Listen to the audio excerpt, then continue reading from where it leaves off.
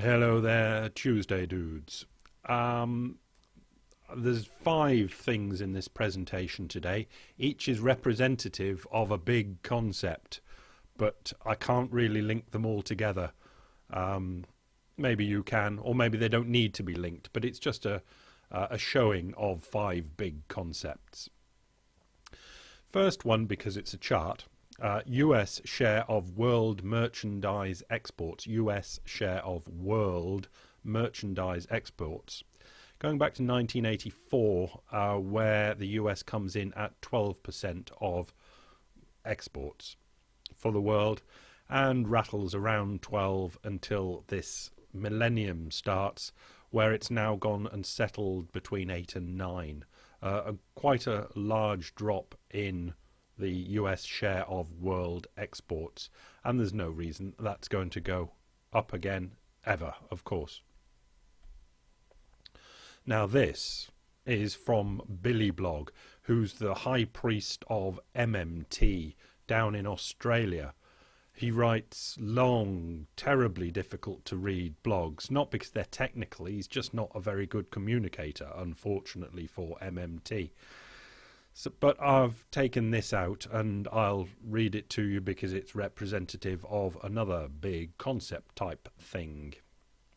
It's not quite the start of the article, but it's up towards the start. Even more extreme was this article in the UK Guardian from May the 18th, 2012, entitled UK May Never Recover If Greek Exits Euro, which was about as bad as it gets. The article was reporting on an interview that the chair of the UK Office for Budget Responsibilities, Robert Choate, gave.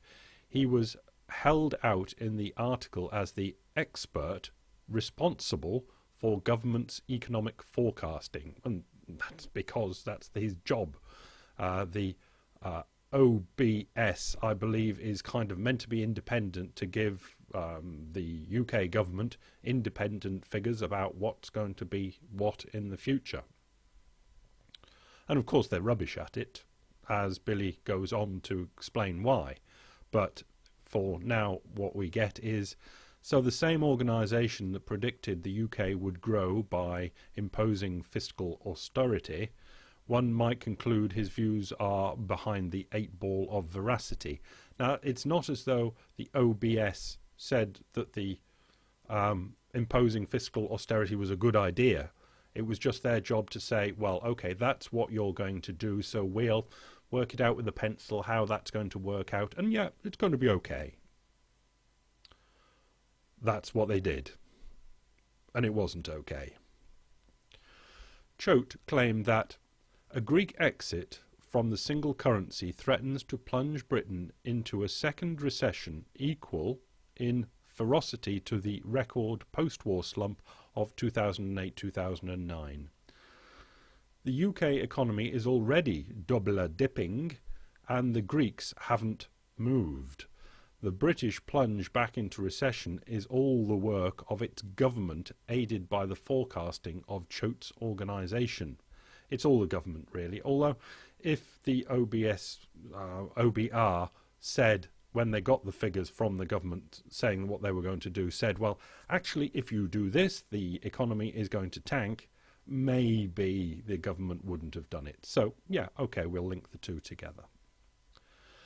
The actual interview is long and detailed, but the news story cuts to the chase and talks about bullet points. 1. A fresh downturn would do irreparable damage to the UK. 2. Britain can go down and you never quite get up to where you started.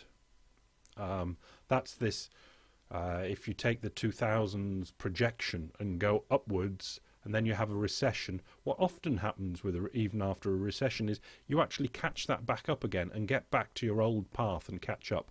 The UK is nowhere near of catching up the old path. In fact, it's double dipping again, and what Choate is saying, that if it double dips again, the chances of ever getting back onto that initial path are just about gone.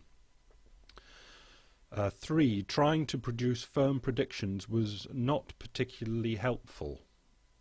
So he might as well resign his job and go home, but he's not going to do that. I will get to the interview presently. The fact is that fiscal austerity is doing irreparable damage to the UK. The machinations in Europe are secondary to what the attack on domestic expenditure is doing. Britain can insulate itself from the euro crisis because it issues its own currency. It can always stimulate domestic demand and create employment. The problem is that in adopting the fiscal austerity mantra, the government also promotes the export-led recovery lie. Now, to cover this austerity thing and say we're going to drive down wages an itsy-witsy bit, but that'll all be good because then we'll be more competitive in the world and be able to export more, Billy reckons that's a lie. And so far, for the UK and the US and most of the Western world, it's showing that it is a lie, because basically you're trying to get a wage of, an example, 30 money an hour down to 28, 25 money an hour, so you can not really pay your mortgage because that's predicated on 30, 35 getting an increase money an hour. And you're up against 2 bowls of rice a day. So we're dealing with numbers that are much bigger than our competitors. So we are maybe trying to be more competitive against other people in the Western world that deal with numbers that are right for paying mortgages, but not against the people that are really doing the exporting. So it's a hiding to nothing, basically, and the covering your austerity by saying that's what the advantage will be, because there aren't many other people, there aren't many things that they put forward as advantages. It's not a whole great list that they put forward as advantages. It's basically that's all there is, and that's not a working thing. Okay, let's move on to China, because it looks like they're getting a bit shaky. As the West is getting shaky, the East is getting obviously shaky, because the East exports to the West. The West gets shaky. Their raison d'etre, their modus operandi, is exporting shit to us. And we've got to buy it, and if we're not buying it, them in big shit. Okay. Commodities, Financial Times, China buyers defer raw material cargoes. Chinese consumers of thermal coal and iron ore are asking traders to defer cargoes and, in some cases, defaulting on their contracts, in the clearest sign yet of the impact of the country's economic slowdown on the global raw materials markets. Watch out, Australia and South America, but principally Australia. The deferrals and defaults have only emerged in the last few days, traders said, and have contributed to a drop in iron ore and coal prices. China is definitely slowing down. It's had when the crash came, the Great Recession crash came, central government spent huge for internal demand of building roads and rail and buildings and stuff. But that's kind of running down because the government's kind of turning down the knob because they thought it was overheating. And without the West's demand and the internal demand, the demand is not there for really punchy stuff like thermal coal and iron ore. Over in the United States of America, this is at the end of our Yahoo Finance article, I think it was. The Vermont Public Interest Research Group Executive Director Paul Burns, who spoke at the bill signing. Now, this is the bill signing where Vermont has been the first state to ban fracking. Said that he had travelled Tuesday to rally in Albany, New York, to put on by critics of hydraulic fracturing, blah, blah, blah. Industry groups panned the Vermont ban. The American Petroleum Institute said Vermont was pursuing an irresponsible path that ignores 3 major needs: jobs, government revenue, and energy security. America's Natural Gas Alliance said Vermont laws were poor policy that ignores fact, science, and technology. It said natural gas is being produced safely and responsibly. there's going to be one hell of a fight between the people that want jobs, government revenue, and energy security. Well, you can forget it because it's America, the United States, and the United States just it's not as though an argument is an argument where the best argument wins. It's just it hasn't. I don't think it's been that for a long time, but it's certainly nowhere near that now. It's just who buys the right government agents to do the right thing or the wrong thing, depending on who you pay. I'll finish with this from the Financial Times. It's a letter by Neil Crosby, Professor of Real Estate and Planning at the University of Reading in the United Kingdom, because it does a lot of what went wrong in Europe in the banking stuff and what goes wrong in banking all over the world type stuff. So this is a quote. He starts with, "The analysis may be simplistic, but unfortunately it is not flawed. Banks ask valuers to tell them what the market value exchange price is at a point in time, and then lend vast amounts over time based on that simple number." You'll pick up. The surveyors give them that simple number. That is the market value exchange price, the market value at time, at now. The surveyor gives the market value, right? The surveyor gives them that simple number and do not think it is their job to tell the banks, of course it's not because it's not what they're asked for, that the question they have been asked is a stupid one on its own, and what they should have been asked for is the underlying value.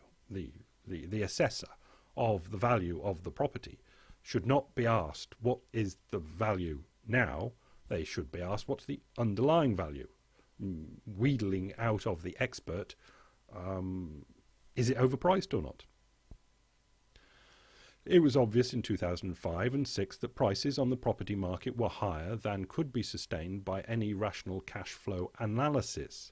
But in a culture that rewards individuals for short-term performance rather than long-term perspective, it was in neither the bankers nor the valuers, because they wanted to be the valuers to ask so they could get their commission fee, not in their interest to stop it. I cannot see anything in what the UK regulatory authorities have proposed that makes me think they understand the role of property valuation in driving asset bubbles and will prevent it all happening again sometime in the 2020s. I think we'll be in deeper doo-doo in the 2020s for it to not happen again. But if natural course of life was to go on, it would happen again. If you watch some of those videos on banking that I proposed a few days ago, what you know is that most of the money in the economy has been put there by banks loaning money out into the economy. And most of the money that's loaned out into the economy is for real estate of some sort, either private real estate or commercial real estate. So most all of the money in the economy, the money supply, is actually money that's been lent out for property. Now, and that's about 80%. So you've got all this money supply the world has to deal with is based on the value of properties at that particular point, not the underlying value. What the banks want is to keep the bubbles going, because that means they loan more money and make more commission as the loans go out of the door. And they've got that piece of paper from the valuer saying, we lent money against a property that was valued at that amount. But of course, what they should work out between them, the valuer and the bank, is what's the underlying value. In other words, the bank should be working out, is this a bubble or is this not a bubble? And if it is a bubble, they should just withdraw. But they don't, because it is in their interest, the valuer's interest, not the client's interest, but it's in their interest to push the bubble, keep the bubble going, and say, yep, that's the price, that's a good price, that is the right price, that is the price that I think this person can afford, irrespective of whether it's the underlying value and could crash and cause an awful lot of fuss. That's the thing they do. And the banks drive the money supply up for their own commission interests. And the rest of the economy, when that particular bubble bursts, which is real estate, which is really big money being pumped into the economy, when that crashes, the entire money supply crashes, because that's where we get our money supply from. And when the money supply crashes, all sorts of other things have to happen, like quantitative easing, governments coming in, nationalising banks, bailouts, and what have you. What this comment says, in its own way, is the way our money supply is given to us is based on one fucking stupid system. And in 2020, he says it might happen again. But hopefully before 2020 happens, somebody might go, light bulb, think, actually it's the whole system, the way the money supply is put out there for us to use is ridiculously stupid. Bye.